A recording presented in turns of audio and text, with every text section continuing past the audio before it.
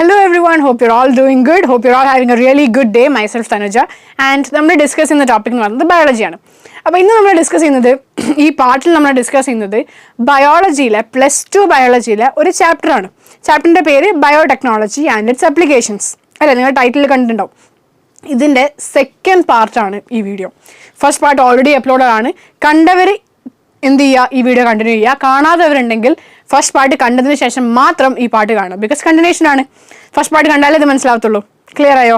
അപ്പോൾ ഇനി നമ്മൾ നോക്കാൻ പോകുന്നത്, നമ്മൾ കഴിഞ്ഞ പാർട്ട് കണ്ടവർക്ക് അറിയാം നമ്മൾ നിർത്തിയത് എവിടെയാണ്, പെസ്റ്റ് റെസിസ്റ്റൻറ്റ് പ്ലാന്റ്സ് എന്ന ടോപ്പിക്കിലാണ് നമ്മൾ എന്ത് ചെയ്ത് നിർത്തിയത് അല്ലേ. അപ്പോൾ അവിടെ നിന്ന് തന്നെ നമുക്ക് തുടങ്ങാം, നിർത്തിയെടുത്ത് നമുക്ക് തുടങ്ങാം. ഓക്കെ, ആൻഡ് അതിന് മുമ്പ് നിങ്ങൾ എല്ലാവരും സേഫ് ആയിട്ടിരിക്കുന്നു എന്ന് വിചാരിക്കുന്നു. ഓക്കെ, സേഫ് ആയിട്ടിരിക്കുക, പഠിക്കുക. ഓക്കെ, നിങ്ങൾക്ക് എക്സാംസ് ഒക്കെ വരാൻ പോവാണ്. സോ എല്ലാവരും കറക്റ്റായിട്ടിരുന്ന് പോർഷൻസ് ഒക്കെ എഴുതി വെച്ച് ടൈം ടേബിളൊക്കെ ഉണ്ടാക്കിയിട്ട് വേണം പഠിക്കാൻ. ഓക്കെ, കുറച്ച് ടോപ്പിക്സേ ഉണ്ടാവത്തുള്ളൂ ഇനി വരാൻ പോണ എക്സാമിന്. കുറച്ച് ടോപ്പിക്സേ ഉണ്ടാവുള്ളൂ. പക്ഷേ കുറച്ച് ടോപ്പിക്സേ ഉള്ളൂ എങ്കിലും മാക്സിമം ആ ടോപ്പിക്ക് പഠിച്ചു പോവാം. ഓക്കെ, പഠിച്ചു പോവാം. നിങ്ങൾക്കിത് ബോർഡ് എക്സാമിന് കൂട്ടില്ല, ഇൻറ്റേർണൽ ഉണ്ടോ ഇല്ല, ഇതൊന്നുമല്ല വിഷയം. നിങ്ങൾ ഇപ്പോൾ ഇത് പഠിച്ചാൽ നിങ്ങൾക്ക് പിന്നെ ഇത് പഠിക്കണ്ട, പിന്നെ റിവൈസ് ചെയ്താൽ മതി. ഇപ്പോൾ ഇത് പഠിച്ചില്ലെങ്കിൽ നിങ്ങൾക്ക് മാർച്ചിൽ നിങ്ങൾ എക്സാം വരുന്ന സമയത്ത് നിങ്ങൾ ഇതെല്ലാം കൂടി ഇരുന്ന് പഠിക്കേണ്ടി വരും. പോസിബിൾ ആയിരിക്കില്ല. കാരണം ബയോ മാത്രമല്ല നിങ്ങൾക്ക് പഠിക്കാനുള്ളത്. ഫിസിക്സ് ഇല്ലേ, കെമിസ്ട്രി ഇല്ലേ, ബയോമാക്സ് എടുത്തവരാണെങ്കിൽ മാത്സ് ഉണ്ടാവും ഇല്ലേ, ഇംഗ്ലീഷ് ഉണ്ടാവും, അല്ലെങ്കിൽ ഇനിയിപ്പം സെക്കൻഡ് ലാംഗ്വേജ് ഉണ്ട്, ഹിന്ദി, മലയാളം, സാൻസ്ക്രിറ്റ്, വാട്ട് എവർ നിങ്ങൾക്ക് സെക്കൻഡ് ലാംഗ്വേജ് ഉണ്ടാവും, ഫ്രഞ്ച്, വാട്ട് എവർ എന്തോ ആവട്ടെ, സെക്കൻഡ് ലാംഗ്വേജ് ഉണ്ടാവും. ഇത്രയും ടോപ്പിക്സ് നിങ്ങൾക്ക് പഠിക്കാനില്ലേ? ഞാനിറങ്ങി വിട്ടോ? ഇല്ലല്ലോ, ഇല്ല. അപ്പോൾ ഇത്രയും ടോപ്പിക്സ് നിങ്ങൾക്ക് പഠിക്കാനുണ്ട്. ബയോ മാത്രമല്ല പഠിക്കാനുള്ളത്. സോ പഠിക്കാൻ പറ്റുന്ന സാധനം വേഗം പഠിച്ചേക്ക്. പഠിക്കാൻ പറ്റാത്ത ടോപ്പിക്സ് ഉണ്ടാവും, അത് നിങ്ങൾക്ക് കഷ്ടപ്പെട്ട് പഠിക്കുക തന്നെ വേണം. പക്ഷേ ഇതൊക്കെ എളുപ്പമല്ലേ, ഇതൊക്കെ എളുപ്പമുള്ള ടോപ്പിക്കല്ലടോ. ഇതൊക്കെ ജസ്റ്റ് ഒന്ന് ഇരുന്ന് വായിച്ചാൽ തന്നെ മനസ്സിലാവുന്ന ടോപ്പിക്കല്ലേ. വേണ്ട, വായിക്കണ്ട, ക്ലാസ് കേട്ട് അങ്ങ് കിട്ടുമല്ലേ. ക്ലാസ് കേൾക്കുന്ന നിങ്ങൾ നോട്ട്സ് എഴുതുന്ന ആൾക്കാരല്ലേ. എൻ്റെ കൂടെ കൂടിയവരാണെങ്കിൽ നിങ്ങൾ നോട്ട്സ് എഴുതുന്നുണ്ടാവും. ഫസ്റ്റ് ചാപ്റ്റർ മുതൽ ഞാൻ പറയാൻ തുടങ്ങിയത് നോട്ട്സ് എഴുതണമെന്ന്. അപ്പോൾ നിങ്ങൾ നോട്ട്സ് എഴുതുന്ന ആൾക്കാരാണെങ്കിൽ നിങ്ങൾ പഠിച്ച് കഴിഞ്ഞ് ഒരു തവണ ക്ലാസ് കേട്ട് ആ നോട്ടിലത് എഴുതി വെച്ചാൽ നിങ്ങൾ പഠിച്ച് കഴിഞ്ഞ് നിങ്ങൾക്ക് ഇനി വേറെ പഠിക്കേണ്ട കാര്യമില്ല. മനസ്സിലായോ? നിങ്ങൾക്ക് വേറെ പഠിക്കേണ്ട ആവശ്യമില്ല. മനസ്സിലായില്ലേ? അപ്പോൾ നിങ്ങൾ ജസ്റ്റ് മറിച്ചിട്ട് നോക്കിയാൽ മതി, ജസ്റ്റ് പ്രീവിയസ് ഇയർ മറിച്ചിട്ട് നോക്കിയാൽ മതി, ജസ്റ്റ് റിവൈസ് ചെയ്താൽ മതി. എക്സാമിൻ്റെ തലയിൽ ഒന്ന് ആലോചിച്ച് നോക്ക്, എന്ത് സുഖ. എക്സാമിൻ്റെ തലയിൽ ഇരുന്ന് പഠിക്കണ്ട. എക്സാമിൻ്റെ തലയിൽ നിങ്ങൾക്ക് ഇരുന്ന് സിനിമ കാണാം, ഏഷ്യാനെറ്റിലോ അല്ലെങ്കിൽ ഇപ്പോൾ ഹോട്ട്സ്റ്റാറിലോ എന്തെങ്കിലും ആവട്ടെ, പ്രൈം വീഡിയോയിലോ നെറ്റ്ഫ്ലിക്സിലോ നിങ്ങൾക്ക് ഇന്ന് സിനിമ ആണ് എക്സാമിൻ്റെ തലയിൽ നിന്ന്. കാരണം താങ്കളെല്ലാം പഠിച്ച് കഴിഞ്ഞിട്ടുണ്ടാവും. എന്നാലും സിറ്റുവേഷൻ എപ്പോൾ ചിരിപ്പിക്കാനാണെങ്കിൽ പോലും ഇങ്ങനെയൊന്നും പറയലെന്ന് പറയുമ്പോൾ സാറേ ആ സാധനം ആ ഡയലോഗ് അങ്ങനെയല്ലല്ലോ അല്ലേ. എന്തോ ആവട്ടെ. അപ്പോൾ ഞാൻ പറഞ്ഞത് നിങ്ങൾ കൃത്യമായിട്ടിരുന്ന് പഠിക്കാം. ഓക്കെ, കൃത്യമായിട്ടിരുന്ന് പഠിച്ചാൽ മാത്രമേ നിങ്ങൾക്ക് എന്ത് ഉണ്ടാവുള്ളൂ, മാർക്സ് ഉണ്ടാവുള്ളൂ. ഓക്കെ, ഇല്ലെങ്കിൽ നിങ്ങൾ പെടും. മാർച്ചിൽ അത്രയും ടോപ്പിക്സ് ഒരുമിച്ച് വരുമ്പോൾ നിങ്ങൾ പെടുന്നെ ചെയ്യും. ഓക്കെ, സോ പെടാണ്ടിരിക്കുക, ക്ലാസ് കേൾക്കുക, പഠിക്കുക, പോവുക, അത്രയേ ഉള്ളൂ. ഓക്കെ, അപ്പോൾ നമ്മൾ തുടങ്ങാൻ പോവുകയാണെ. പെസ്റ്റ് റെസിസ്റ്റൻറ്റ് പ്ലാന്റ്സ് ആണ് നമ്മളെ ടോപ്പിക്. Pest resistant plants. എന്താണ് പെസ്റ്റ് റെസിസ്റ്റൻറ്റ് പ്ലാന്റ്സ്? ഞാൻ ഓൾറെഡി പറഞ്ഞു, പെസ്റ്റുകൾക്കെതിരായിട്ട് നമ്മൾ എന്ത് ചെയ്യുന്നുണ്ട്, ഇൻസെക്ടിസൈഡ്സ് അല്ലെങ്കിൽ പെസ്റ്റിസൈഡ്സ് ഒക്കെ പൊതുവേ നമ്മൾ യൂസ് ചെയ്യുന്നുണ്ട് പെസ്റ്റുകൾക്കെതിരായിട്ട്. പക്ഷേ പെസ്റ്റിസൈഡ്സിന് ഒരുപാട് എന്തുണ്ട് പ്രോബ്ലംസ് ഉണ്ട് അല്ലേ. ഹ്യൂമൻസിനാണെങ്കിലും മണ്ണിനാണെങ്കിലും എല്ലാത്തിനും പെസ്റ്റിസൈഡ്സ് എന്ന് പറയുന്നത് അത്ര നല്ലൊരു സംഭവം അല്ല. അപ്പോൾ അതിന് പകരം നമുക്ക് എന്ത് ചെയ്താൽ മതി, ബയോടെക്നോളജി ഉപയോഗിച്ചിട്ട് ഈ പ്ലാന്റ്സിനെ പെസ്റ്റിനെതിരെ റെസിസ്റ്റൻ്റ് ആക്കിയാൽ പോരെ മതി. അതാണ് നമ്മൾ എന്ത് ചെയ്യുന്നത്, ഈ പെസ്റ്റ് റെസിസ്റ്റൻറ്റ് പ്ലാന്റ്സ് എന്ന് പറഞ്ഞ ടോപ്പിക്കിൽ എന്ത് ചെയ്യാൻ വേണ്ടി നോക്കാൻ വേണ്ടിയിട്ട് പോകുന്നത്. ഓക്കെ, ഔട്ട്ലൈൻ തരാം. ഔട്ട്ലൈൻ തന്നിട്ട് നമുക്ക് സ്ലൈഡ്സിലുള്ള സംഭവങ്ങൾ നോക്കാം. കാരണം ഔട്ട്ലൈൻ തന്നാൽ നിങ്ങൾക്ക് വേഗം കിട്ടുന്നു, അതുകൊണ്ടാണ് ഞാൻ ഔട്ട്ലൈൻ തരുന്നത്. പെസ്റ്റുകൾ എന്ന് പറയുമ്പോൾ പലതരത്തിലുണ്ട്. ഒരു എക്സാമ്പിൾ ആണെങ്കിൽ nematodes are a kind of pests അല്ലെ. നെമറ്റോഡ്സ്, റൂട്ട് നെമറ്റോഡ്സ് ഉണ്ട്, പലതരത്തിലുള്ള നെമറ്റോഡ്സ് ഉണ്ട്. പല പ്ലാന്റിനെ എഫക്റ്റ് ചെയ്യുന്ന പലതരത്തിലുള്ള നെമറ്റോഡ്സ് ഉണ്ട്. അപ്പോൾ ഈ നെമറ്റോഡ്സ് എന്താ ചെയ്യുക, ഇവർ പാരസൈറ്റ്സ് പോലെയാണ് ബേസിക്കലി. ഇവർ പ്ലാന്റ്സിൽ നിന്നിങ്ങനെ ന്യൂട്രീഷനൊക്കെ എടുത്തെടുത്ത് ഇങ്ങനെ ജീവിക്കുക ചെയ്യുക. അപ്പോൾ പ്ലാന്റ്സിന് കിട്ടുന്ന ന്യൂട്രീഷൻ പ്ലാന്റ്സ് കഷ്ടപ്പെട്ട് വലിച്ചെടുത്താലും പ്ലാന്റ്സിനത് കിട്ടില്ല, പ്ലാന്റ്സിന് യൂസ് ചെയ്യാൻ പറ്റത്തില്ല. നെമറ്റോഡ്സ് യൂസ് ചെയ്ത് കളിയാണ് ചെയ്യുക. അപ്പോൾ ഇങ്ങനത്തെ നെമറ്റോഡ്സുകൾ ഉണ്ടെങ്കിൽ ഒരു വലിയ എക്സാമ്പിളാണ് മെലോഡിഗൈന ഇൻകോഗ്നിഷ്യ, ഒരു എക്സാമ്പിളാണ് കേട്ടോ, പറയാം. അപ്പോൾ ആ നെമറ്റോഡിൻ്റെയൊക്കെ പ്രത്യേകത എന്താ, ഈ നെമറ്റോഡുകളൊക്കെ പ്ലാന്റിന് ഭയങ്കര പ്രശ്നമാണ്. ഓക്കെ, ഒരു പെസ്റ്റ് മാതിരിയാണ്, പ്ലാന്റിന് ബുദ്ധിമുട്ടാണ്. അപ്പോൾ നമ്മൾ എന്ത് ചെയ്യണം, ഈ നെമറ്റോഡിനെ കൊല്ലണം. അപ്പോൾ നെമറ്റോഡിനെ കൊല്ലാൻ വേണ്ടി നമ്മൾ എന്ത് ടെക്നിക്കാണ് യൂസ് ചെയ്യുക? ഒരു ടെക്നിക്ക് ഉണ്ട്, RNA ഇൻ്റർഫിറൻസ് എന്ന് പറയും. എന്താ ടെക്നിക്കിൻ്റെ പേര്? എൻ്റെ കൂടെ പറയണം കേട്ടോ. ഇത് പുതിയ ടോപ്പിക്കാണ്, നിങ്ങൾ ടഫായിട്ട് തോന്നുമായിരിക്കും, പക്ഷേ ടഫല്ല, ഈസിയായി ഞാൻ പറഞ്ഞുതരും. നിങ്ങൾ കേട്ടാൽ മതി, എൻ്റെ കൂടെ പറഞ്ഞാൽ മതി. എന്താണ് RNA ഇൻ്റർഫിറൻസ്? ഓക്കെ, അല്ലെങ്കിൽ RNAi. Okay, small I. എന്താ RNA ഇൻ്റർഫിറൻസ് അല്ലേ, RNAi ടെക്നോളജി അല്ലെങ്കിൽ RNA ഇൻ്റർഫിറൻസ്. അതൊരു മെത്തേഡാണ്. അത് ഈ ഇൻസെക്റ്റ് കാണിക്കുന്ന മെത്തേഡൊന്നുമല്ല. അത് ഒരുപാട് യൂക്കാരിയോട്സിൽ കാണുന്ന ഒരു പൊതുവേ ഉള്ളൊരു മെത്തേഡാണ് RNA ഇൻ്റർഫിറൻസ് എന്ന് പറഞ്ഞത്. ആ RNA ഇൻ്റർഫിറൻസ് നമ്മളിവിടെ ഉപയോഗിക്കുകയാണ് ചെയ്യുന്നത്. RNA ഇൻ്റർഫിയറൻസ് എന്ന് പറയുന്നത് ഒരുപാട് യൂക്കാരിയോട്ടിക് ഓർഗാനിസത്തിൽ കാണുന്ന ഒരു മെക്കാനിസമാണ് RNA ഇൻ്റർഫിയറൻസ്. അപ്പോൾ RNA ഇൻ്റർഫിയറൻസ് നമ്മൾ എവിടെ യൂസ് ചെയ്യുകയാണ്? ഈ പറഞ്ഞ പെസ്റ്റിനെ കൊല്ലാൻ വേണ്ടി യൂസ് ചെയ്യാണ്. ബയോടെക്നോളജിക്കൽ മെത്തേഡായിട്ട് നമ്മൾ യൂസ് ചെയ്യുകയാണ് ചെയ്യുന്നത്. അപ്പോൾ അതെങ്ങനെ യൂസ് ചെയ്യുന്നു, അതെങ്ങനെ വർക്ക് ചെയ്യുന്നു, എന്താണ് RNA ഇൻ്റർഫിയറൻസ്, എങ്ങനെയാണ് അത് ഇൻസെക്റ്റിനെ നിമറ്റോഡിനെ കൊല്ലുന്നത്, ഇതൊക്കെയാണ് നമ്മൾ നോക്കാൻ പോകുന്നത്. ഓക്കെ, അപ്പം ഞാൻ പറഞ്ഞ പോലെ നെമറ്റോഡുകൾ ഒരു വലിയ പ്രശ്നമാണ് അല്ലേ, ഒരു വലിയ പാരസൈറ്റ് ആണ്. അത് എന്ത് ചെയ്യുന്നുണ്ട്? പ്ലാന്റ്സിനെ, ആനിമൽസിനെ, ഹ്യൂമൻസിനെ ഒക്കെ എന്ത് ചെയ്യുന്നുണ്ട്? എഫക്റ്റ് ചെയ്യുന്നുണ്ട്, പാരസൈറ്റീസ് ചെയ്യുന്നുണ്ട്. എക്സാമ്പിളാണ് ഇത് മെലോഡിഗൈനെ ഇൻകോഗ്നീഷ്യേ. ഒന്ന് പറഞ്ഞത് എന്താ ഇപ്പോൾ പറഞ്ഞേ? മെലോഡിഗൈനെ ഇൻകോഗ്നീഷ്യേ അല്ലെങ്കിൽ മെലോഡിഗൈന ഇൻകോഗ്നീഷ്യ എന്നും പറയാം. സ്പെല്ലിംഗ് കിട്ടിയാൽ മതി. നിങ്ങൾക്ക് സ്പെല്ലിംഗ് അല്ലേ ചോദിക്കുള്ളൂ, പ്രൊനൗൺസ് ചെയ്യാൻ ആരും പറയത്തില്ലല്ലോ. മെലോ കഴിഞ്ഞാൽ ഡിഗൈനാണ് എഴുതേണ്ടത്. അപ്പം നിങ്ങൾ മെലോ കഴിഞ്ഞ ഐ വിട്ടിട്ട് ഡിഗൈൻ എഴുതും, പക്ഷേ ഐ വിടരുത്. ഓക്കെ, ഇവിടെ ഒരു ഐ ഉണ്ടെന്നുള്ള കാര്യം മാത്രമേ ആ ഒരു സ്പെല്ലിങ്ങിൽ നോട്ട് ചെയ്യാനുള്ളൂ. കാരണം മെലോ കഴിഞ്ഞിട്ട് ഡിഗൈൻ എഴുതാൻ നിങ്ങൾക്ക് ബുദ്ധിമുട്ടുണ്ടോ? മെലോ നിങ്ങൾ എഴുതും, ഡിഗൈൻ നിങ്ങൾ എഴുതും, നടുവിലുള്ള ഐ വിട്ടുപോകരുത്, സ്പെല്ലിംഗാണ്, മാർക്ക് പോകരുത്. അപ്പം മെലോ ഡിഗൈന് എഴുതി. ഇൻകോഗ്നീഷ്യ അല്ല, ഇൻകോഗ്നിറ്റോ ടാബൊക്കെ ഇല്ലേ ഗൂഗിളിനകത്ത് ഉണ്ട്. അപ്പോൾ ഇൻകോഗ്നിറ്റോ എന്ന് എഴുതാൻ നിങ്ങൾക്കറിയാം, അതിന് പകരം ഇൻകോഗ്നീഷ്യ എന്നാക്കി കളഞ്ഞാൽ മതി. എളുപ്പമല്ലേ? ഇപ്പോൾ മെലോഡിഗൈന ഇൻകോഗ്നീഷ്യ. മെലോഡിഗൈന ഇൻകോഗ്നീഷ്യ എന്താണ്? നമ്മൾ നേരത്തെ പറഞ്ഞ പോലെ ഒരു നെമറ്റോഡാണ്.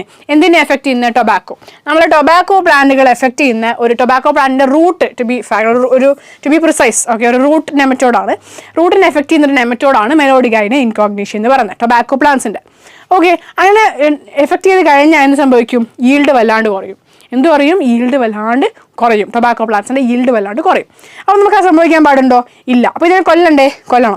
അപ്പോൾ അങ്ങനെ കൊല്ലണമെങ്കിൽ നമ്മൾ എന്താ ചെയ്യുക? നമ്മൾ ഈ RNA ഇൻ്റർഫിയറൻസ്, ഓക്കെ, അതിൻ്റെയൊക്കെ യൂസാണ് നമ്മൾ ചെയ്യുക. അപ്പോൾ ബേസിക്കലി RNA ഇൻ്റർഫിയറൻസ് എന്താണെന്നാണ് നമ്മൾ എന്ത് ചെയ്യുന്നത്? നോക്കാൻ വേണ്ടിയിട്ട് പോകുന്നത്. ഓക്കെ, ക്ലിയർ ആയോ? ഓക്കെ അല്ലേ? എല്ലാം സെറ്റ് അല്ലേ? നമുക്ക് നോക്കിയാലോ RNA ഇൻ്റർഫിയറൻസ് എന്താണെന്ന് നോക്കാം. ഇത് ഒന്നുമില്ല, മെലോഡിഗൈന ഇൻകോഗ്നീഷ്യൻ്റെ ഒരു ഡയഗ്രമാറ്റിക്, ഒരു ആനിമേറ്റഡ് ഇമേജ് എന്നൊക്കെ നിങ്ങൾക്ക് വേണമെങ്കിൽ പറയാം.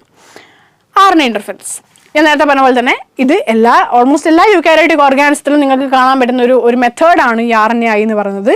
ഓക്കെ, അതൊരു സെല്ലുലാർ ഡിഫെൻസ് മെത്തേഡാണ് ബേസിക്കലി.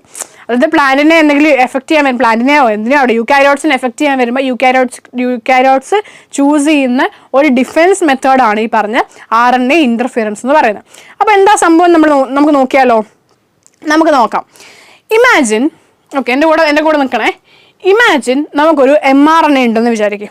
ഒരു mRNA ഉണ്ട്. RNA ഇൻ്റർഫിയറൻസ് എന്താണെന്ന് മാത്രമാണ് ഞാൻ പറഞ്ഞത്. ഈ mRNA എവിടെ നിന്ന് വന്നു, എവിടെ നിന്നാണ് വരുന്നത് ഒന്നും ഞാൻ ഇപ്പോൾ പറയുന്നില്ല, ഞാൻ പറയും.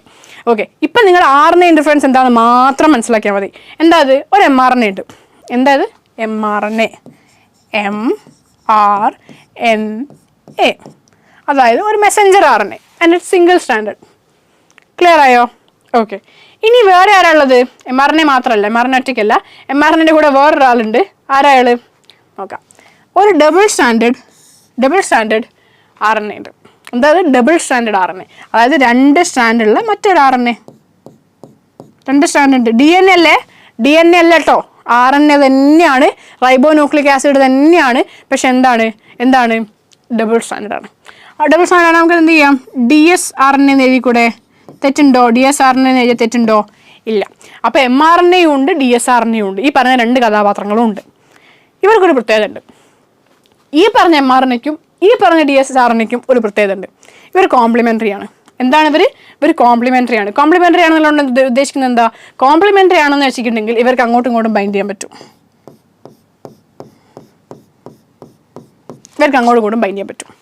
ഇത്രയും കാര്യം ക്ലിയർ ആയോ? ഓക്കെ, ഇനി ഇത്രയും കാര്യങ്ങൾ മനസ്സിലാക്കേ. mRNAൻ്റെ സാധാരണ mRNA ചെയ്യുന്ന കർത്തവ്യം എന്താ? mRNA നമുക്ക് ചുമ്മാ ഒരു mRNA ഉണ്ടെങ്കിൽ, ബൈൻഡ് ചെയ്യാത്ത ഒരു ചുമ്മാ ഒരു mRNA ഉണ്ടെങ്കിൽ, ഇവിടെ ബൈൻഡ് ചെയ്യാത്തൊരു mRNA ഞാൻ വരയ്ക്കാം. ബൈൻഡ് ചെയ്യാത്തൊരു mRNA ഉണ്ടെങ്കിൽ ഈ mRNAയിൽ നിന്ന് എന്താ ഉണ്ടാവുക? പ്രോട്ടീൻ അല്ലേ ഉണ്ടാവുക. അപ്പോൾ ഈ mRNAയിൽ നിന്ന് എന്തുണ്ടാവുന്നു?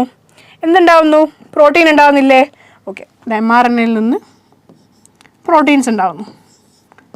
ട്രാൻസ്ലേഷൻ എന്നൊക്കെ വിളിക്കും കേട്ടോ. ഓർമ്മയുണ്ടോ എന്ന് എനിക്കറിയത്തില്ല, എന്തായാലും നമ്മൾ ട്രാൻസ്ലേഷൻ എന്നൊക്കെ നമ്മൾ പറയും. അപ്പോൾ mRNA എന്തുണ്ടായി? പ്രോട്ടീൻ ഉണ്ടാവുന്നു. അതാണ് യൂഷ്വൽ കേസ്, നോർമൽ കേസ് അപ്പം നിങ്ങൾ കാണുന്നത്.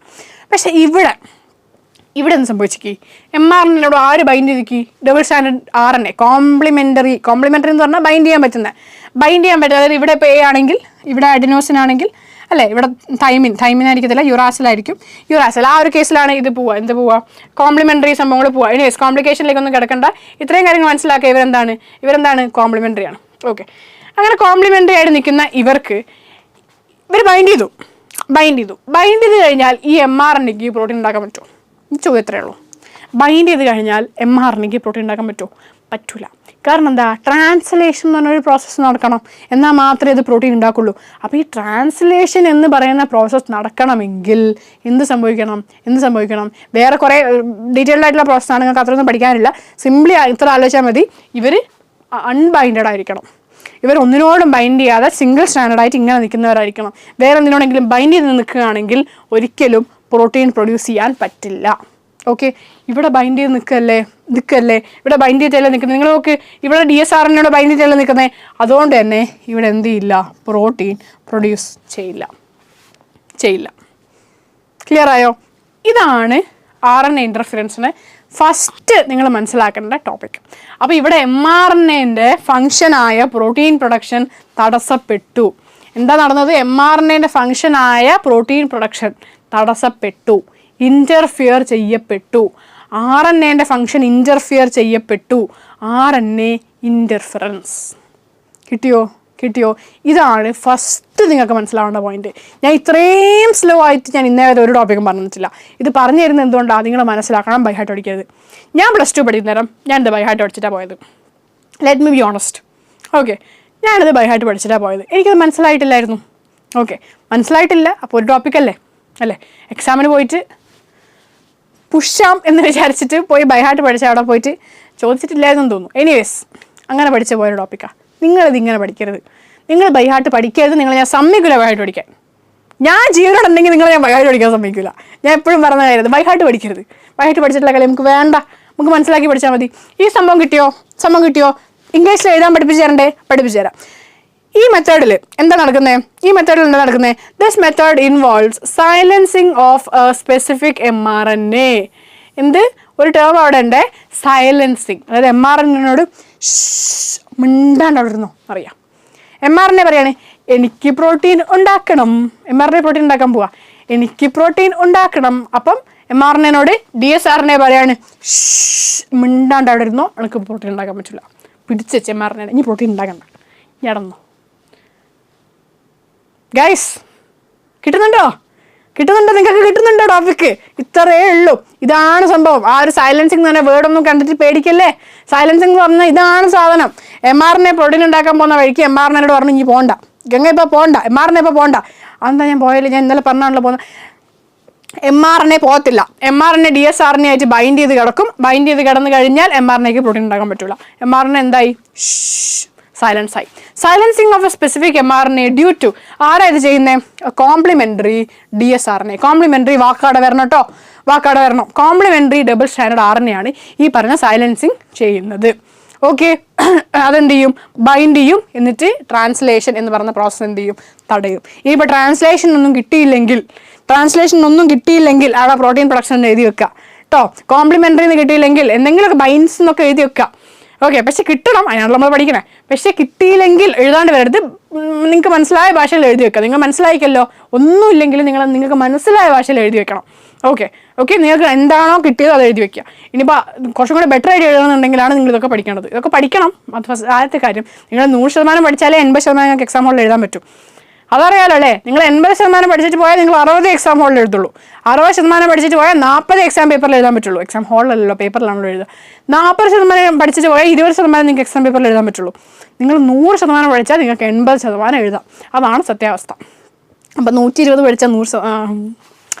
നിങ്ങളെ ഐഡിയ എനിക്ക് മനസ്സിലായി. പക്ഷേ നിങ്ങൾ 100% പഠിക്കാതെയോ, എന്നാൽ നിങ്ങൾക്ക് 80% എഴുതാം. ഓക്കെ, 80% മതി, ഇതൊന്നും പഠിക്കേണ്ട, എനിക്കിത് മനസ്സിലായില്ല, ഇത് പഠിക്കണമെന്ന് പറഞ്ഞിട്ട് പോയിട്ടുണ്ടെങ്കിൽ ഭാഗ്യമുള്ളവനാണെങ്കിൽ ആ ചോദ്യത്തിൽ വരില്ല.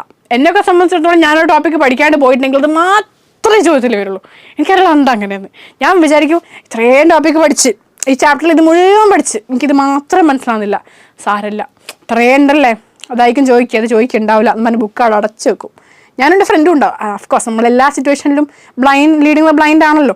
എൻ്റെ ഒരു ഫ്രണ്ടും ഉണ്ടാവും. ഓളും പറയും ഇത് വരെ ഉണ്ടാവില്ല. ഓളിപ്പോൾ ഇത് കാണുന്നുണ്ടെങ്കിൽ ഒക്കെ മനസ്സിലാവും. ഓളും പറയും ഇത് വരെ ഉണ്ടാവില്ലടാ പറയും. അങ്ങനെ ഞങ്ങൾ രണ്ടാളും കൂടെ ഒത്തൊരുമയായി അതൊക്കെ ഒത്തൊരുമയോട് കൂടി ഇതിങ്ങനെ മടക്കി വെച്ച് എക്സാം ഹാളിൽ ക്വസ്റ്റ്യൻ പേപ്പർ ഇങ്ങനെ തുറക്കുമ്പോൾ ഉണ്ടാവും നമ്മൾ ആ മടക്കി വെച്ച ചോദ്യം ഇങ്ങനെ കാണുന്നു. അപ്പം ഞാൻ ഓളെ നോക്കും, ഓൾ മുന്നിലായിരിക്കും ഉണ്ടാവുക, ഓൾ ഇന്നെ നോക്കും. എന്തെങ്കിലും ചെയ്യാൻ പറ്റുമോ? പറ്റൂല. ഇപ്പം ഭാഗ്യമുള്ളവൻ പഠിക്കാണ്ട് പോയാൽ ആ ചോദ്യം ചോദിക്കില്ല, പക്ഷെ ഭാഗ്യമില്ലാത്തവർ പഠിക്കാണ്ട് പോയാൽ അതേ ചോദ്യം ചോദിക്കും. അപ്പം അതുകൊണ്ട് പഠിച്ചിട്ട് പോവുക. നമുക്കതല്ലേ ഇപ്പോൾ പറ്റുള്ളൂ. നമ്മളെ കൊണ്ട് എത്രയല്ലേ അറിയുള്ളൂ, നമുക്ക് വായിക്കാനല്ലേ അറിയുള്ളൂ, എഴുതാനറിയുള്ളൂ. പഠിച്ചിട്ട് പോവുക. ഓക്കെ, പഠിച്ചിട്ട് പോയി കഴിഞ്ഞാൽ പിന്നെ പ്രശ്നമുണ്ടോ? ഇല്ല, ഏത് ചോദ്യം വന്നാലും എഴുതിക്കൂടെ? പഠിച്ചിട്ട് പോവുക, ഒരു ബേസിക് അണ്ടർസ്റ്റാൻഡിങ് ഉണ്ടാക്കിയിട്ട് പോവുക. ഫുള്ള് എഴുതാൻ അറിയില്ലെങ്കിലും നിങ്ങൾ ബേസിക് അണ്ടർസ്റ്റാൻഡിങ് ഉണ്ടാക്കുക. അവിടെ പോയി എന്തെങ്കിലുമൊക്കെ എഴുതാം, 1 മാർക്കെങ്കിലും കിട്ടും. മനസ്സിലായോ? അതാണ് പോയിന്റ്. എനിവേസ്, ഈ കോംപ്ലിമെൻ്ററി DNA വന്ന് ബൈറ്റ് ചെയ്തു. ഓക്കെ, അങ്ങനെ ഈ mRNA ട്രാൻസ്ലേഷൻ നിർത്തി. അതിനാണ് സൈലൻസിങ് എന്ന് പറയുന്നത്. ഈ പോയിന്റ് കിട്ടിയോ? ഈ പോയിന്റ് മാത്രം കിട്ടിയോ? കിട്ടി. അടുത്ത പോയിന്റിലേക്ക് നീങ്ങാം. ഇത് ഞാൻ പതുക്കെ പോവുള്ളൂ, കാരണം നിങ്ങൾക്ക് മനസ്സിലാവണം. The source of this complementary RNA could be from an infection by a virus having RNA genomes or mobile genetic elements called as transposons that via an RNA intermediate. എന്താ വെച്ചാൽ that replicate via an RNA intermediate. Okay, എല്ലാം മനസ്സിലായല്ലേ? ഒന്നും മനസ്സിലായല്ലോ? ഒരു സാധനം മനസ്സിലായല്ലോ? First ഞാൻ ചിലപ്പോൾ മനസ്സിലായിട്ടുണ്ടാവും. എന്ത്? The source of this complementary RNA, അതായത് ഈ പിങ്ക് കളറിൽ അല്ലെങ്കിൽ ഈ വയലറ്റ് പേർപ്പിൾ കളറിൽ നിങ്ങൾ കാണുന്ന ഈ കോംപ്ലിമെൻ്ററി RNA, dsRNA, ഇതിൻ്റെ സോഴ്സ് എവിടുന്നാന്നാ പറഞ്ഞേ? From N infection. ഒരു ഇൻഫെക്ഷൻ, അതായത് ഒരു വൈറസോ അങ്ങനെ എന്തെങ്കിലും സാധനം വന്ന് ഇൻഫെക്റ്റ് ചെയ്തിട്ടുണ്ടെങ്കിൽ ആ വൈറസുകളിൽ എന്തുണ്ടാവും? RNA ഉണ്ടാവില്ലടോ. ഒരു വൈറസിന് ജനറ്റിക് മെറ്റീരിയൽ ഇല്ലടോ. വൈറസിൻ്റെ അകത്ത് RNA ഉണ്ടാവില്ലടോ. അപ്പോൾ ഈ dsRNA എന്ന് പറയുന്ന സോഴ്സ് ചിലപ്പം ഒരു വൈറസിൽ നിന്നാവാം, ഒരു വൈറസിൻ്റെ ഇൻഫെക്ഷൻ വഴിയാവാം. ഓക്കെ, അല്ലെങ്കിൽ വൈറസ് ഹാവിങ് RNA ജീനോംസ് എന്ന് പറഞ്ഞാൽ ഒന്നുമില്ല, RNA അടങ്ങിയിരിക്കുന്ന വൈറസുകളിൽ നിന്നാവാം. അത്ര ഉദ്ദേശിക്കുന്നുള്ളൂ കേട്ടോ. RNA ജീനോംസ് ഉള്ള വൈറസിൽ നിന്നാവാം, അത്രേ പറഞ്ഞുള്ളൂ. DNA ഉള്ള വൈറസിൽ നിന്ന് RNA കിട്ടുമോ?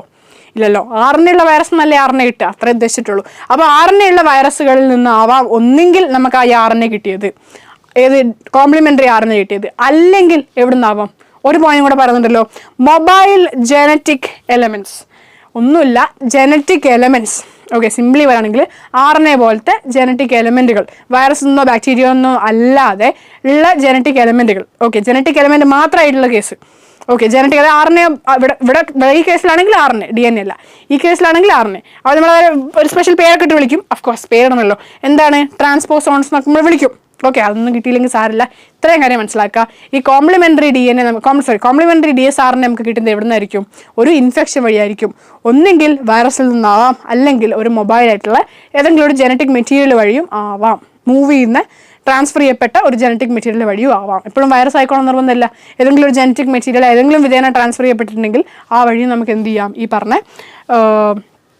പറഞ്ഞ പോലെ കോംപ്ലിമെൻ്ററി RNA കിട്ടാം. ഓക്കെ, ഇത്രയും കാര്യം മനസ്സിലായോ? ഇത്രയും കാര്യം കിട്ടിയല്ലോ? Okay, now moving on. ഇതാണ് നിങ്ങൾക്ക് മനസ്സിലാവേണ്ടിയിരുന്ന ഫാക്ട്. RNA ഇൻ്റർഫിയറൻസ് നിങ്ങൾ മനസ്സിലാക്കേണ്ടിയിരുന്ന ഫാക്ട്സ് ഇതൊക്കെയാണ്. ഇനി ഇതെങ്ങനെ നെമറ്റോഡിനെ കൊല്ലും? മെലോഡിഗൈനെ ഇൻകോഗ്നീഷ്യനെ കൊല്ലണമല്ലോ. മെലോഡിഗൈനെ ഇൻകോഗ്നീഷ്യൻ നെമറ്റോഡാണ്. അത് ടൊബാക്കോ പ്ലാന്റ്സിലെ ഈൽഡ് കുറയ്ക്കുന്നുണ്ട്. അതിനെ കൊല്ലാനാണ് നമ്മൾ ഈ പരിപാടിയൊക്കെ പഠിക്കുന്നത്. അതിനെ കൊല്ലാൻ ഇൻ ദ സെൻസ് ഇതിൻ്റെ ഒരു അണ്ടർസ്റ്റാൻഡിങ് ഉണ്ടെങ്കിലേ നമുക്ക് ഇതിനെതിരായിട്ടുള്ള മെക്കാനിസം കൊണ്ടുവന്നിട്ട് അതിനെ കൊല്ലാൻ പറ്റുള്ളൂ. ശരിയല്ലേ? അപ്പോൾ ഇതിനെപ്പറ്റി പഠിക്കേണ്ടേ ആദ്യം. അതാണ് ഇത് പറഞ്ഞു തരുന്നത്. എന്നിട്ട് നമ്മൾ അതിലേക്ക് എത്തും. അതിലേക്ക് ഞാൻ എത്തിക്കും നിങ്ങളെ. ഓക്കെ, ഇത് ജസ്റ്റ് ഒരു പിക്ചറാണ് RNA ഇൻ്റർഫിയറൻസിൻ്റെ. ഒന്നുമില്ല, ഞാൻ വരച്ച സാധനം തന്നെ. നിങ്ങൾക്കൊരു ഡബിൾ സ്റ്റാൻഡേർഡ് RNA ഉണ്ട്. ഈ ഡബിൾ സ്റ്റാൻഡേർഡ് RNA ഒരു സിംഗിൾ സ്റ്റാൻഡേർഡ് RNA ഒക്കെ ആയിട്ട് മാറുന്നുണ്ട് കേട്ടോ. siRNA ഒക്കെ ആയിട്ട് മാറുന്നുണ്ട്. അതിനുശേഷം നിങ്ങൾക്ക് എന്ത് ചെയ്യും? siRNA ആണ് ഈ പറഞ്ഞ പോലെ നേരത്തെ പറഞ്ഞ നമ്മൾ mRNA ഉണ്ടല്ലോ, ആ mRNA ബൈൻഡ് ചെയ്യും. ഇതാണ് നമ്മൾ mRNA. പച്ച കളർ നിങ്ങൾ കാണുന്നില്ലേ? ഇത് പച്ച കളർ സാധനം, ദാറ്റ് ഇസ് ദി mRNA. ഈ mRNA പോയിട്ട് ഈ പറഞ്ഞ ആര് ബൈൻഡ് ചെയ്യും? ഡബിൾ സ്റ്റാൻഡേർഡ് DNA ഒരു കഷ്ണം ബൈൻഡ് ചെയ്യും. അങ്ങനെ ബൈൻഡ് ചെയ്യുന്ന സമയത്ത് ഈ പറഞ്ഞ mRNA മുറിഞ്ഞ് വേറെ കഷ്ണങ്ങളായി പോകും. അങ്ങനെ കഷ്ണങ്ങളായി പോയാൽ പിന്നെ അതിന് പ്രോട്ടീൻ ഉണ്ടാക്കാൻ പറ്റുമോ? ഇല്ലല്ലോ. അപ്പോൾ ഇതാണ് RNA ഇൻ്റർഫിയറൻസിൽ മെയിനായിട്ട് നടക്കുന്നത്. അറിഞ്ഞിരിക്കുക, അത്രയേ ഉള്ളൂ. ഓക്കെ, നൗ ഇത് നമ്മളെങ്ങനെ മെലോഡിഗൈനെ ഇൻകോഗ്നീഷനെ കൊല്ലാൻ ഉപയോഗിക്കും എന്നാണ് അടുത്ത ചോദ്യം അല്ലേ? ആ ചോദ്യത്തിന് ഉത്തരമാണ് ഈ സ്ലൈഡ്. ഓക്കെ, ഓരോ സ്ലൈഡായിട്ട് നമ്മൾ പഠിക്കും. എന്താ പറഞ്ഞത്? Agrobacterium vectors. അഗ്രോബാക്ടീരിയം നിങ്ങൾക്ക് പുതിയ ആളാണോ?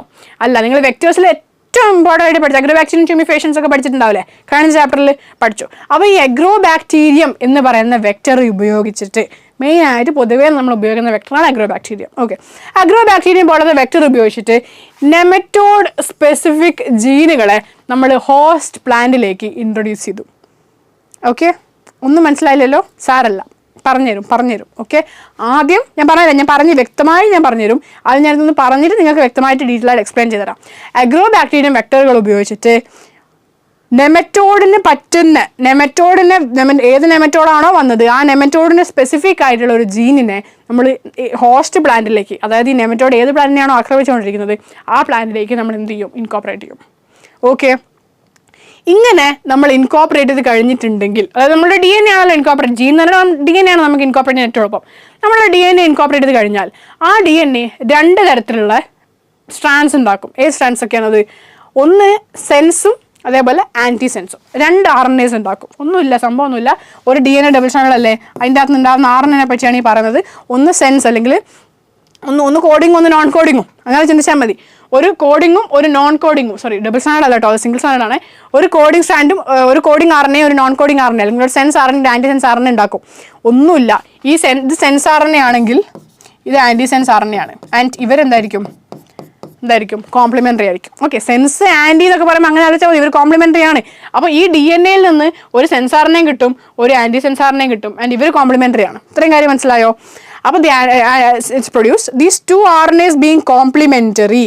ഈ sense RNA anti sense RNA complementary ആയതുകൊണ്ട് തന്നെ ഇവർ അങ്ങോട്ടും ഇങ്ങോട്ടും യോജിച്ച് ഒരു ഡബിൾ സ്റ്റാൻഡേർഡ് RNA DSRNA ഉണ്ടാവും. Note the point. DSRNA ഉണ്ടാവും. ഈ DSRNA എന്ത് ചെയ്യും? RNA ആയി ചെയ്യും. ഇതാണ് സംഭവം. എന്താ സംഭവം? ഒന്നുകൂടെ നോക്കിയാലോ? പറഞ്ഞുതരാം. ആദ്യം തന്നെ നമ്മളൊരു പ്ലാന്റ് എടുക്കും. ഓക്കെ, ഞാൻ വരച്ച് കാണിച്ചു തരാം. ഇതാണ് ഒരു പ്ലാന്റ്. ഇതൊരു പ്ലാന്റ്, നമ്മുടെ ഹോസ്റ്റ് പ്ലാന്റ്. ഈ ഹോസ്റ്റ് പ്ലാന്റിനെയാണ് നമ്മളെ നെമറ്റോഡ് എന്ത് ചെയ്യുന്നത്? വന്ന് അറ്റാക്ക് ചെയ്യുന്നത്. ടൊബാക്കോ പ്ലാന്റ് ആണെന്ന് കരുതിക്കോ. ഓക്കെ, വരുന്ന നെമറ്റോഡ് മെലോഡിഗൈനെ ഇൻകോഗ്നീഷ്യ ആണെന്ന് കരുതിക്കോ. ഇതാണ് മെലോഡിഗൈനെ ഇൻകോഗ്നീഷ്യ എന്ന് കരുതിക്കോ. ഈ മെലോഡിഗൈനെ ഇൻകോഗ്നീഷ്യ എന്ന് പറഞ്ഞ ഈ നെമറ്റോഡിനെ എതിർക്കാൻ വേണ്ടിയുള്ള, അതിന് സ്പെസിഫിക് ആയിട്ടുള്ള ഒരു ജീന് നമ്മൾ എന്ത് ചെയ്യും? ഈ പറഞ്ഞ ഹോസ്റ്റ് പ്ലാന്റിലേക്ക് ഇൻട്രൊഡ്യൂസ് ചെയ്യും. അതായത് ഒന്നുമില്ല, ഏത് നെമറ്റോഡാണോ വരുന്നത് അതിനെതിരെയല്ലേ നമുക്ക് പ്രവർത്തിക്കേണ്ടത്. മെലോഡിഗൈനെ വരുമ്പോൾ നമ്മൾ വേറെ ഏതെങ്കിലും നെമറ്റോഡിനെതിരായിട്ട് പ്രവർത്തിച്ചിട്ട് കാര്യമുണ്ടോ? ഇല്ല. അപ്പോൾ ഏത് നെമറ്റോഡാണോ വരുന്നത് ആ നെമറ്റോഡിനെതിരെ പ്രവർത്തിക്കാൻ പറ്റുന്ന തരത്തിലുള്ള ഒരു ജീനിനെ നമ്മൾ എവിടെ ഇൻകോപ്പറേറ്റ് ചെയ്യും? ഹോസ്റ്റ് പ്ലാന്റിൽ. ഹോസ്റ്റ് പ്ലാന്റിൽ ഇൻകോപ്പറേറ്റ് ചെയ്യുക. എവിടെ ഇൻകോപ്പറേറ്റ് ചെയ്യും? ഹോസ്റ്റ് പ്ലാന്റിൽ ഇൻകോപ്പറേറ്റ് ചെയ്യും. ഇതാണ് ആ DNA എന്ന് വിചാരിച്ചോ. ഇതാണ് ആ DNA. റെഡ് കളറാണ് ആ DNA. നമ്മൾ ഇൻകോപ്പറേറ്റ് ചെയ്ത് കഴിഞ്ഞു. അങ്ങനെ കാണാൻ പറ്റുമോ? ഇല്ല, DNA ആണ്, ഇങ്ങനെ കാണാൻ പറ്റില്ല. പക്ഷെ ഇൻകോപ്പറേറ്റ് ചെയ്ത് കഴിഞ്ഞെന്ന് വിചാരിച്ചോ. ഇത്രയും വിചാരിച്ചാൽ ബാക്കി ഞാൻ പറഞ്ഞുതരാം. ഓക്കെ, ഇത്രയും നിങ്ങൾ വിചാരിച്ചല്ലോ. ഇനി നിങ്ങൾ മനസ്സിലാക്കേണ്ട കാര്യം, ഈ പറഞ്ഞ DNA നമ്മൾ ഇൻകോപ്പറേറ്റ് ചെയ്ത റെഡ് കളറിലുള്ള DNA, ഇത് DNA ആണ്. ഞാൻ നേരത്തെ അവിടെ പിക്ചർ കാണിച്ചു. ഇൻകോപ്പറേറ്റ് ചെയ്ത DNA ആണിത്. ഈ DNAയിൽ നിന്ന് ശ്രദ്ധിക്കണം കേട്ടോ. ഈ DNAയിൽ നിന്ന് RNA പ്രൊഡ്യൂസ് ചെയ്യാൻ വേണ്ടി തുടങ്ങും.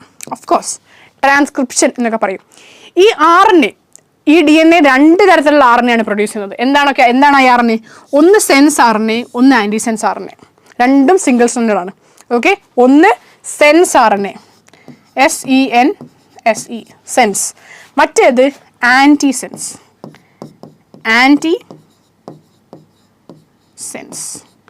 ഒന്ന് ആൻറ്റി സെൻസ്, ഒന്ന് സെൻസ്. ഓക്കെ, ഇങ്ങനെ 2 RNAകൾ എന്ത് ചെയ്തു? പ്രൊഡ്യൂസ് ചെയ്തു. ഞാൻ ഒരു കാര്യം ചെയ്യാം. ഈ പറഞ്ഞ RNA കളർ മാറ്റാം, നിങ്ങൾക്ക് വേഗം മനസ്സിലാവും. ഇതാണ് രണ്ടാമത്തെ RNA. അപ്പോൾ ഒരു സെൻസ് RNA ഉണ്ട്, ഒരു ആൻറ്റി സെൻസ് RNA ഉണ്ട്. കിട്ടിയോ? ഇത്രയും കിട്ടിയില്ലേ? ഇനി ശ്രദ്ധിക്കണേ, ഓരോ പോയിന്റിലാണ് ഞാൻ പോകുന്നത്. ഇത്രയും സ്ലോ ആയിട്ട് വേറെ ആരും പോകത്തില്ല. അപ്പോൾ നിങ്ങൾക്ക് എന്ത് കിട്ടി? ഒരു സെൻസ് RNA കിട്ടി, ഒരു ആൻറ്റി സെൻസ് RNA കിട്ടി. ഓക്കെ, ഈ സെൻസ് RNAയും ആൻറ്റി സെൻസ് RNAയും എന്താണെന്നാണ് പറഞ്ഞത്? കോംപ്ലിമെൻ്ററി ആണ്. അവർക്ക് അങ്ങോട്ടും ഇങ്ങോട്ടും ബൈൻഡ് ചെയ്യാൻ പറ്റും എന്നല്ലേ പറഞ്ഞത്? ഓക്കെ, നമ്മൾ ആൻറ്റി സെൻസ് RNA ഇവിടെ ഉണ്ട്, ആൻറ്റി സെൻസ് AS നടാം. ആൻറ്റി സെൻസ് RNA ഇവിടെ ഉണ്ട്. അതേപോലെ തന്നെ നമ്മൾ ആരുണ്ട്? നമ്മളെ സെൻസ് RNA ഉണ്ട്. ഇവർ രണ്ടുപേരും കോംപ്ലിമെൻ്ററി അല്ലേ? ഇവർ രണ്ടുപേരും അങ്ങോട്ടും ഇങ്ങോട്ടും കോംപ്ലിമെൻ്ററി അല്ലേ? ഇവർ ബൈൻഡ് ചെയ്യത്തില്ലേ? ഇവർ ബൈൻഡ് ചെയ്തു. ഇപ്പം ഇതെന്തായിടോ? ഇത് ഡബിൾ സ്റ്റാൻഡേർഡ് ആയില്ലടോ. ഇത് ആദ്യം സിംഗിൾ സ്റ്റാൻഡേർഡ് ആയിനൂടാ, 2 RNA. ഇതിപ്പോൾ ഡബിൾ സ്റ്റാൻഡേർഡ് ആയില്ലേ? ആയി. ഇതെന്തായി? ഡബിൾ സ്റ്റാൻഡേർഡ് ആയി. ഇതെന്തായി? ഒരു DSRNA ആയിട്ട് മാറി. എന്തായിട്ട് മാറി? DSRNA ആയിട്ട് മാറി. ഈ DSRNA കണ്ടുപരിച്ചിട്ടുണ്ടോ മുന്നേ? കണ്ടുപരിച്ചില്ലേ? ഈ ഒരു സ്ലൈഡിൽ നിങ്ങൾ DSRNA കണ്ടിട്ടില്ലേ? ഇതേ നോക്കിക്കേ. ഈ DSRNA അല്ലേ mRNA ബൈൻഡ് ചെയ്തിട്ട് mRNA സൈലൻസ് ചെയ്യുന്നത്? DSRNA അല്ലേ? അല്ലേ? ആണോ? അല്ലേ? അതെ. അപ്പോൾ DSRNAക്ക് എന്ത് ചെയ്യാൻ പറ്റും? mRNA സൈലൻസ് ചെയ്യാൻ പറ്റും, അല്ലെങ്കിൽ RNA ഇൻ്റർഫിറൻസ് ചെയ്യാൻ പറ്റൂലേ? അപ്പോൾ ഇവിടെ നമുക്ക് ആരുണ്ടായി? നമ്മൾ കഷ്ടപ്പെട്ട് ആരുണ്ടാക്കി? DSRNA ഉണ്ടാക്കിയോ? ഈ DSRNA ഇനി എന്ത് ചെയ്യും? DSRNAക്ക് ആകെ ചെയ്യാൻ നടന്ന പണി എന്താ? RNA ഇൻ്റർഫിയറൻസ് ഇനീഷ്യേറ്റ് ചെയ്യുക. അതാര് ചെയ്യും? ഈ പറഞ്ഞ ആര് ചെയ്യും? ഡബിൾ സ്റ്റാൻഡേർഡ് RNA ചെയ്യും. ഇത് ചെയ്തുകൊണ്ട് മെലോഡികൈൻ ഇൻകോഗ്നീഷൻ എങ്ങനെയാണ് ചാവണേ? അത് നമ്മൾ ഇതുവരെ പറഞ്ഞില്ല. നമ്മൾ നെമറ്റോഡ് വരുന്നു, പ്ലാന്റിലേക്ക് കുത്തിക്കയറ്റുന്നു, പ്ലാന്റിൽ RNA ഇൻ്റർഫിയറൻസ് തുടങ്ങുന്നു. ഈ പരിപാടിയൊക്കെ നമ്മൾ പറഞ്ഞു. RNA ഇൻ്റർഫിയറൻസ് തുടങ്ങിയതിനെ കൊണ്ട് നെമറ്റോഡ് എങ്ങനെ ചാവും? അത് പറയണ്ടേ ഞാൻ? അത് പറയാണ്ട് ഞാൻ ഇതൊക്കെ പറഞ്ഞിട്ട് കാര്യമുണ്ടോ? ഇല്ല. നമുക്കത് പറയാം. എങ്ങനെയാണ് സംഭവിക്കുന്നത്? ഈ സംഭവങ്ങളൊക്കെ ചെയ്തതിൻ്റെ ഫലമായിട്ട് ആസ് എ റിസൾട്ട് നമുക്ക് എന്ത് സംഭവിക്കുന്നു? ഈ പാരസൈറ്റിന് ഈ പറഞ്ഞ ട്രാൻസ്ജെനിക് അല്ലെങ്കിൽ ഈ നമ്മൾ ഏത് ഹോസ്റ്റിലേക്കാണോ ഈ പറഞ്ഞ സംഭവങ്ങളൊക്കെ ഇൻകോപ്പറേറ്റ് ചെയ്തത്, ഈ പുതിയ DNA ഇൻകോപ്പറേറ്റ് ചെയ്തിട്ട് ഡബിൾ സ്റ്റാൻഡേർഡ് DNA ഒക്കെ ഏത് പ്ലാന്റിലാണോ ഉള്ളത് ആ പ്ലാന്റ് നമ്മൾ ട്രാൻസ്ജെനിക് പ്ലാന്റ് എന്നൊക്കെ പറയും, അല്ലെങ്കിൽ ട്രാൻസ്ജെനിക് ഹോസ്റ്റ് എന്നൊക്കെ പറയും. അപ്പോൾ ഈ ഹോസ്റ്റിലേക്ക് ഈ നിമറ്റോഡ് വന്നു കഴിഞ്ഞാൽ ഈ നിമറ്റോഡിന് അവിടെ സർവൈവ് ചെയ്യാൻ വേണ്ടിയിട്ട് പറ്റൂല. കാരണം എന്താ? അവിടെ ഡബിൾ സ്റ്റാൻഡേർഡ് DNA ഇല്ലേ? നെമറ്റോഡിൻ്റെ RNAക്ക് പ്രോട്ടീൻ പ്രൊഡ്യൂസ് ചെയ്യാൻ പറ്റുമോ? ഇല്ലല്ലോ. നെമറ്റോഡിൻ്റെ RNAയിൽ പോയിട്ട് ആര് ബൈൻഡ് ചെയ്യും? ഈ പറഞ്ഞ ഡബിൾ സ്റ്റാൻഡേർഡ് RNA പോയിട്ട് ബൈൻഡ് ചെയ്യൂലേ? മനസ്സിലായില്ലല്ലോ? മനസ്സിലാക്കി തരാം. ഇത് നെമറ്റോഡിൻ്റെ RNA. നെമറ്റോഡ് അല്ലേ വേണ്ട, കളർ മാറ്റിക്കളയാം. ക്ലിയർ. ഇനിയിപ്പം അതിനൊരു കൺഫ്യൂഷൻ വേണ്ട. ഒരു പുതിയ കളർ എടുക്കാം അല്ലേ? നെമറ്റോഡിൻ്റെ RNA. ഇത് നെമറ്റോഡിൻ്റെ മൊത്തം പ്രശ്നമാണല്ലോ. എന്ത് ദിവസം ശരിയില്ലാന്ന് തോന്നുന്നു. ഗൈസ്, ഞാൻ ഉദ്ദേശിക്കുന്ന കളർ എനിക്ക് കിട്ടുന്നില്ല. ഞാൻ അതിൻ്റെ സങ്കടത്തിലാണ്. എനിവേസ്, ഇത് നെമറ്റോഡിൻ്റെ എന്താ അങ്ങോട്ട് കൊല്ല്. ഇത് നെമറ്റോഡിൻ്റെ RNA. കിട്ടി. നമ്മൾ ശ്രമിച്ചാൽ എന്തും നടക്കും. അതാണ് ഇപ്പോൾ ഇവിടെ കണ്ടത്. ഇത് നെമറ്റോഡിൻ്റെ RNA. ഓക്കെ, നെമറ്റോഡിൻ്റെ mRNA ആണ് നിങ്ങൾ ഈ കാണുന്നത്. അപ്പോൾ ഈ നെമറ്റോഡിൻ്റെ mRNA എവിടെ ഉണ്ട്? നെമറ്റോഡ് വന്നിട്ട് ഒബ്വിയസ്ലി പ്ലാന്റിൻ്റെ അകത്താണല്ലോ ജീവിക്കുന്നത്. ഹോസ്റ്റ് പ്ലാന്റിൻ്റെ അകത്ത് പാരസൈറ്റൈസ് ചെയ്തു തുടങ്ങി. അപ്പോൾ എന്ത് സംഭവിച്ചു? ഈ നെമറ്റോഡിൻ്റെ RNA അവിടെ ഉണ്ട്. ഈ നെമറ്റോഡിൻ്റെ RNA സ്വാഭാവികമായിട്ടും എന്ത് ചെയ്യും? പ്രോട്ടീനുകൾ ഉണ്ടാക്കും. സ്വാഭാവികമല്ലടോ. നെമറ്റോഡിൻ്റെ RNA എന്ത് ചെയ്യും? പ്രോട്ടീനുകൾ ഉണ്ടാക്കും. ഈ പ്രോട്ടീനുകൾ ഹാംഫുൾ അല്ലടോ. അവിടെ നിന്ന് നെമറ്റോഡ് ഉണ്ടാക്കുന്ന പ്രോട്ടീൻ അല്ലടോ. ഇത് നമുക്ക് ഹാംഫുൾ അല്ലേ? നമ്മുടെ ഇൻ ദ സെൻസ് ഹോസ്റ്റ് പ്ലാന്റിന് ഇത് ഹാംഫുൾ അല്ലേ? ഇത് ഉണ്ടാകാൻ പാടുണ്ടോ? ഇല്ലല്ലോ. അപ്പോൾ ഈ mRNA എന്ത് പറയണം? എന്ന് പറയണ്ടേ? നമ്മൾ പറഞ്ഞ mRNA കേൾക്കുമോ? ഇല്ല. mRNA ഒറ്റ ആൾ പറഞ്ഞാലേ കേൾക്കൂ. അയാളാണ് നമ്മൾ നേരത്തെ പറഞ്ഞ DSRNA. ആ DSRNA എന്ന് പറഞ്ഞാൽ ഒറ്റ ആൾ പറഞ്ഞാലല്ലേ mRNA കേൾക്കൂ. പക്ഷേ ഭാഗ്യത്തിന് നമ്മൾ ആ DSRNA ഉണ്ടാക്കി വെച്ചിട്ടുണ്ട്. DSRNA നമ്മൾ എന്ത് ചെയ്തു? നേരത്തെ തന്നെ ഉണ്ടാക്കി വെച്ചു. ഇതാണ് എന്തെന്ന് പറയുന്നത്? നമ്മൾ നേരത്തെ ഉണ്ടാക്കി വെച്ച DSRNA എന്ന് പറയുന്നത്. ഓക്കെ, ഇതാണ് നമ്മുടെ DSRNA. ആൻഡ് ഈ DSRNA ഈ mRNA കോംപ്ലിമെൻ്ററി അല്ലേ? പാത്തജൻ സ്പെസിഫിക് അല്ലെങ്കിൽ നെമറ്റോഡ് സ്പെസിഫിക് ഞാൻ പറഞ്ഞിട്ടുണ്ടായിരുന്നില്ലേ? അപ്പോൾ ഇതെന്താണ്? കോംപ്ലിമെൻ്ററി അല്ലേ? കോംപ്ലിമെൻ്ററി ആയതുകൊണ്ട് തന്നെ ഇവർ തമ്മിൽ അങ്ങോട്ടും ഇങ്ങോട്ടും ബൈൻഡ് ചെയ്യും. ബൈൻഡ് ചെയ്ത് കഴിഞ്ഞാൽ പിന്നെ mRNA ആയില്ലേ? mRNAക്ക് പ്രോട്ടീൻ ഉണ്ടാക്കാൻ പറ്റുമോ? ഇല്ലല്ലോ. പിന്നെ നെമറ്റോഡിന് പ്രോട്ടീൻ ഉണ്ടാക്കാൻ പറ്റുമോ? ഇല്ലല്ലോ. നെമറ്റോഡ് എന്തായി പോവും? നെമറ്റോഡിന് സർവൈവ് ചെയ്യാൻ പറ്റില്ല. നെമറ്റോഡിൻ്റെ പ്രോട്ടീൻ ഉണ്ടാക്കിയാലല്ലേ നെമറ്റോഡ് സർവൈവ് ചെയ്യുള്ളൂ. നെമറ്റോഡിന് സർവൈവ് ചെയ്യാൻ പറ്റൂല. ഓക്കെ, നെമറ്റോഡിന് സർവൈവ് ചെയ്യാൻ പറ്റിയില്ലെങ്കിൽ എന്ത് സംഭവിക്കും? ഈ പറഞ്ഞ പ്ലാന്റ് ഈ പറഞ്ഞ ഹോസ്റ്റ് എന്തായിരിക്കും? പെസ്റ്റ് റെസിസ്റ്റൻ്റ് ആയിരിക്കും. നമുക്ക് പറയാം. It's as simple as that. അപ്പോൾ ഈ പറഞ്ഞ പ്ലാന്റ് പെസ്റ്റ് റെസിസ്റ്റൻ്റ് ആണ്, അല്ലെങ്കിൽ പാരസൈറ്റിൽ നിന്ന് പ്രൊട്ടക്റ്റഡ് ആണ്. Okay, full protection guys, full protection കിട്ടി എന്ന് നമുക്ക് പറയാം. പിന്നെ അവിടെ പെസ്റ്റിസൈഡ്സിൻ്റെയോ ഇൻസെക്ടിസൈഡ്സിൻ്റെയോ ഒന്നും തന്നെ ആവശ്യമില്ല. കിട്ടിയോ? ഇതാണ് RNA ഇൻ്റർഫിറൻസ്. കിട്ടിയില്ലെങ്കിൽ സാരില്ല. ഇതങ്ങനെ പെട്ടെന്ന് കിട്ടുന്നൊരു സാധനം അല്ല. ഓക്കെ, നമ്മൾ BT കോട്ടൻ പറഞ്ഞ പോലെ അത്ര സിമ്പിളായിട്ട് പറഞ്ഞു പോകാൻ പറ്റുന്നൊരു സാധനം അല്ലായിരുന്നു. അതുകൊണ്ട് തന്നെ നല്ല ടൈം എടുത്തിട്ടാണ് ഞാനിത് പറഞ്ഞത്. മനസ്സിലായിട്ടില്ലെങ്കിൽ ജസ്റ്റ് വീഡിയോ ബാക്ക് ചെയ്തിട്ട് ഒന്നുകൂടെ കണ്ടാൽ മതി. ഓക്കെ, ഒന്നുകൂടെ കണ്ട് നോട്ട്സ് എഴുതി ടെക്സ്റ്റിലുള്ള ലൈൻസൊക്കെ വായിച്ചാൽ, അല്ലെങ്കിൽ PDF ലൈൻസൊക്കെ ഒന്ന് വായിച്ചാൽ നിങ്ങൾക്ക് കത്തും. ഓക്കെ, മനസ്സിലായല്ലോ.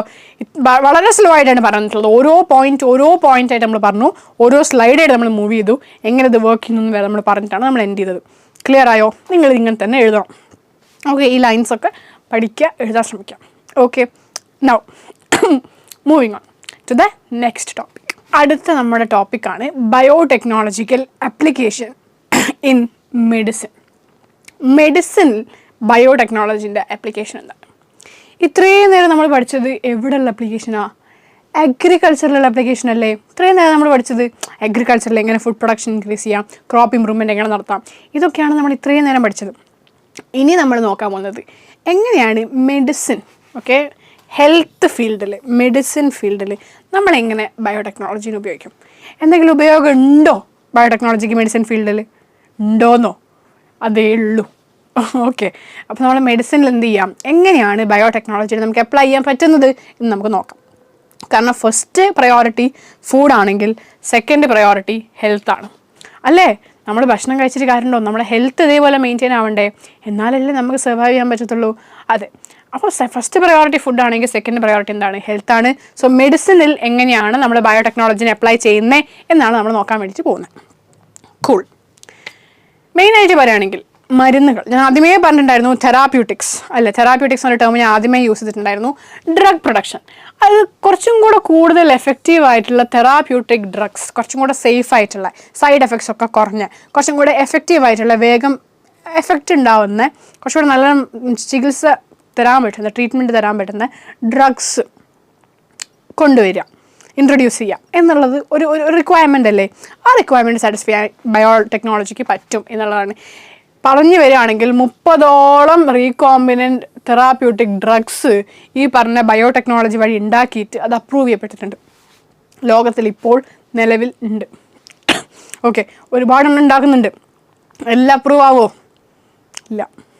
പക്ഷെ അപ്രൂവ് ആയ എത്ര ഉണ്ട്?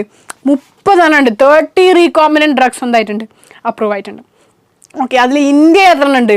ഇന്ത്യയിൽ 12 ഉണ്ട്. ഓക്കെ അല്ലോ. അപ്പോൾ ഇതിൽ തന്നെ നമ്മൾ മെഡിസിനിൽ ഏറ്റവും ആദ്യത്തെ ആപ്ലിക്കേഷൻ നോക്കാൻ പോകുന്നതാണ് genetically engineered insulin. Okay, genetically engineered insulin. Insulin എന്താണെന്ന് നിങ്ങൾക്കറിയാലോ? ഇൻസുലിൻ, ഗ്ലൂക്കഗോൺ കേട്ടിട്ടില്ലേ? അപ്പോൾ ഇൻസുലിൻ എന്ന് പറഞ്ഞിട്ടുണ്ടെങ്കിൽ diabetic patients, okay, diabetic patients, okay, diabetes വന്ന പേഷ്യൻസിന് നമ്മൾ കുത്തിവെക്കുന്ന കോമ്പൗണ്ട് ഏതാ? ഇൻസുലിനാണ്. ഓക്കെ, കുത്തിവെക്കുന്ന കോമ്പൗണ്ട് ഏതാണ്? ഇൻസുലിനാണ്. ഓക്കെ, അപ്പോൾ ഈ പറഞ്ഞ ഇൻസുലിൻ നമുക്കെങ്ങനെ ജനറ്റിക്കലി ഉണ്ടാക്കിയെടുക്കാം എന്നുള്ളതാണ് ചോദ്യം. എന്തിനാണ് ജനറ്റിക്കലി ഇൻസുലിൻ ഉണ്ടാക്കിയെടുക്കുന്നത്? അല്ലാണ്ട് ഇൻസുലിൻ കിട്ടൂലേ? കിട്ടുമായിരിക്കുമല്ലേ? കിട്ടില്ലെങ്കിലോ? കിട്ടിയാലോ? കിട്ടുമോ നോക്കാം. ഈ പറഞ്ഞ ഇൻസുലിൻ ഡയബറ്റിക് പേഷ്യൻസിന് വളരെ ഇമ്പോർട്ടൻ്റ് ആയിട്ടുള്ള കോമ്പൗണ്ടാണ്. കാരണം ഡയബറ്റിക് പേഷ്യൻസിനെ സംബന്ധിച്ചിടത്തോളം അവരെ ബ്ലഡ് ഷുഗർ മെയിൻറ്റെയിൻ ചെയ്യാൻ ഇൻസുലിന് മാത്രമേ സാധിക്കുള്ളൂ. ഓക്കെ, ബ്ലഡ് ഷുഗർ അവർക്ക് മെയിൻറ്റെയിൻ ആവണ്ടേ? ബ്ലഡ് ഷുഗർ ഹൈ ആയി കഴിഞ്ഞാലാണ് നമ്മൾ ഡയബറ്റീസ് എന്ന് പറഞ്ഞത്, ഡയബറ്റീസ് മെലിറ്റസ്. അപ്പോൾ നമുക്കത് അത് മെയിൻറ്റെയിൻ ചെയ്യാൻ, അത് കുറയ്ക്കാൻ ആർക്കേ പറ്റുള്ളൂ? ഇൻസുലിനെ പറ്റുള്ളൂ. ഓക്കെ, അപ്പോൾ ഇൻസുലിൻ എന്ന് പറഞ്ഞൊരു കോമ്പൗണ്ട് അവരുടെ ശരീരത്തിൽ വേണം. നമ്മളത് അവർക്ക് എന്താ ചെയ്യുക? സപ്ലിമെൻ്ററി ആയിട്ട് നമ്മൾ പ്രൊവൈഡ് ചെയ്യുകയാണ് ചെയ്യുക, കുത്തിവെക്കുകയാണ് ചെയ്യുക ബ്ലഡിലേക്ക്, അല്ലേ? അങ്ങനെയാണ് ഇൻസുലിൻ നമ്മൾ കൊടുക്കുന്നത്. ഓക്കെ, അപ്പോൾ നിങ്ങൾ വിചാരിച്ച് നോക്ക്, ഇൻസുലിൻ ഇല്ലായിരുന്നെങ്കിൽ ഇവരെന്ത് ചെയ്യുമായിരുന്നു? ഓക്കെ, ഹ്യൂമൻ ഇൻസുലിൻ വേണ്ട അളവിൽ ഇല്ലെങ്കിൽ എന്ത് ചെയ്യും? അഫ്കോഴ്സ് ഒരു ഹ്യൂമൻ ഇൻസുലിൻ കൊടുക്കുമ്പം അതൊരു ഹ്യൂമൻ ഇൻസുലിൻ ആയിരിക്കണ്ടേ? അല്ലേടോ? ആനിമൽസിനും ഇൻസുലിൻസ് ഉണ്ട്, ആനിമൽസിൻ്റെ ശരീരത്തിലും ഇൻസുലിൻ ഉണ്ട്. അപ്പോൾ ഹ്യൂമൻ ഇൻസുലിൻ വേണ്ട നമ്മൾ കൊടുക്കാൻ. അപ്പോൾ ഈ ഹ്യൂമൻ ഇൻസുലിൻ തികയാണ്ട് വന്നാൽ നമ്മൾ എന്താ ചെയ്യുക? കാരണം ഡയബറ്റിക് പേഷ്യൻസ് ഇപ്പോൾ 1 or 2 ആണോ? അല്ല, ഒരുപാട് ഡയബറ്റിക് പേഷ്യൻസ് ഉണ്ട്. അപ്പോൾ ഈ ഡയബറ്റിക് പേഷ്യൻസിനൊക്കെ ചികിത്സിക്കാൻ ഇതിന് മാത്രം ഇൻസുലിൻ എവിടുന്നാ? തനിക്ക് ഇതിന് മാത്രം ഇൻസുലിൻ എവിടുന്നാ? എനിക്കൊന്നുമില്ലല്ലോ. അത് ഇൻസുലിൻ ആയിരുന്നില്ല, പക്ഷേ ഇവിടെ ഇൻസുലിനാണ്. ഓക്കെ, അപ്പോൾ ഈ ഇൻസുലിൻ എന്ത് ചെയ്യണം? ആവശ്യത്തിന് വേണ്ടേ? അതില്ലെങ്കിൽ എന്ത് ചെയ്യും? ഫസ്റ്റ് ക്വസ്റ്റ്യൻ, അതില്ലെങ്കിൽ എന്ത് ചെയ്യും? തികയാണ്ട് വന്നാൽ എന്താക്കും? തികയാണ്ട് വരുമോ? തികയാണ്ട് വരും കേട്ടോ. Isolate and use insulin from other animals ഒരു ഓപ്ഷനാണോ? ഹ്യൂമൻ ഇൻസുലിൻ തികയാണ്ട് വന്നാൽ രണ്ടാമത്തെ ചോദ്യം അതാണ്.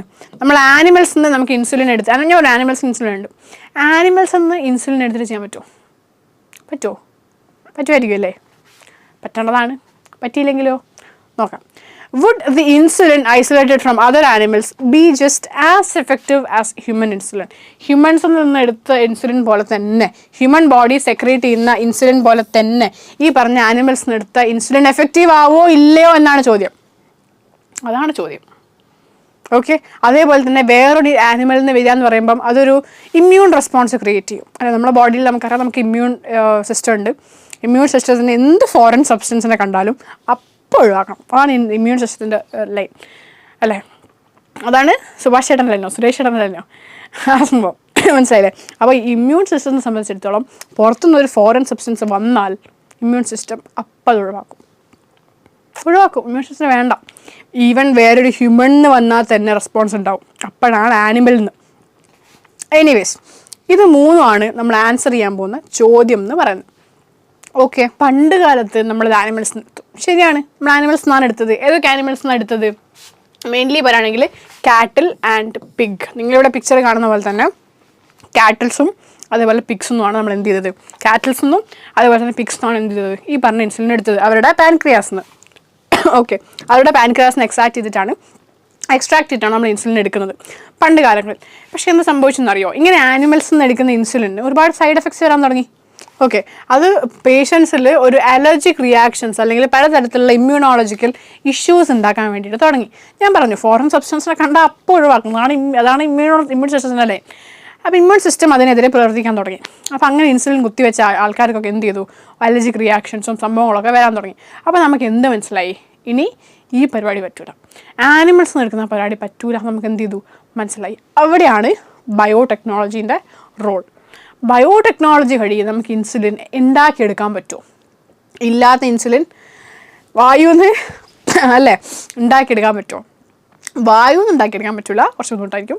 പക്ഷേ ഉണ്ടാക്കിയെടുക്കാൻ പറ്റും എന്നുള്ളതാണ്. അതെങ്ങനെ ഉണ്ടാക്കിയെടുക്കാൻ പറ്റും?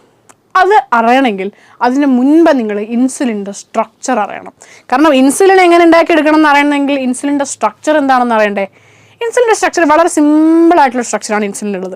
അപ്പോൾ ഇൻസുലിൻ്റെ സ്ട്രക്ചർ എന്താണ് എന്നുള്ള ചോദ്യത്തിൻ്റെ മേലെയാണ് ഇന്ന് ഞാൻ നിങ്ങളെ വിടുന്നത്. നമ്മൾ ഇൻസുലിൻ്റെ സ്ട്രക്ചർ അടുത്ത പാർട്ടിലാണ് ഡിസ്കസ് ചെയ്യുന്നത്.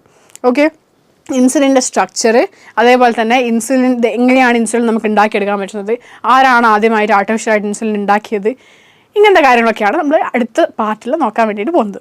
ഓക്കെ, സോ ഇന്നെടുത്ത കാര്യങ്ങളൊക്കെ നിങ്ങൾക്ക് ക്ലിയർ ആയിട്ടുണ്ടെന്ന് വിചാരിക്കുന്നു. ഈ പാർട്ടിലെടുത്ത കാര്യങ്ങളൊക്കെ നിങ്ങൾക്ക് മനസ്സിലായിട്ടുണ്ടെന്ന് വിചാരിക്കുന്നു. നമ്മൾ മെഡിസിനിലേക്ക് ജസ്റ്റ് ഒന്ന് കാലെടുത്ത് തുടങ്ങിയിട്ടേ ഉള്ളൂ മെഡിസിൻ.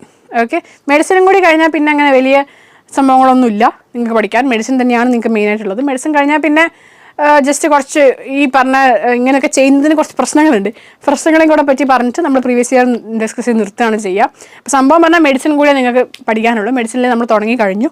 ഓക്കെ, സോ നിങ്ങൾ എന്ത് ചെയ്യുക, ചാപ്റ്റർ ഞാൻ പറഞ്ഞു ചെറിയ ചാപ്റ്ററാണ്, നിങ്ങൾ വലിയൊരു ചാപ്റ്റർ ഒന്നും അല്ല. അപ്പോൾ നിങ്ങൾക്ക് എന്ത് ചെയ്യാം, ഞാൻ വൃത്തിക്ക് മനസ്സിലാക്കി പറഞ്ഞിരുന്നതുകൊണ്ടാണ് ഇത് ടൈം എടുക്കുന്നത്. ഓക്കെ, അപ്പം നിങ്ങൾ എന്ത് ചെയ്യുക, കാണുക, മനസ്സിലാക്കുക, പഠിക്കുക, എടുക്കുന്നത് അപ്പം പഠിച്ചിട്ട് പോവുക, അത്രയേ ഉള്ളൂ. അതാകുമ്പോൾ നിങ്ങൾക്ക് കൂടുതൽ ഇതിന് വേണ്ടി എക്സ്ട്രാ എഫേർട്ടൊന്നും ഇടേണ്ടി വരില്ല. അപ്പോൾ ഇത്രയും സംഭവം കിട്ടിയില്ലേ? നമ്മൾ ഇൻസുലിൻ്റെ സ്ട്രക്ചർ എന്ത് ചെയ്യും, അടുത്ത പാർട്ടിൽ നോക്കും. So till then take care, work hard, by.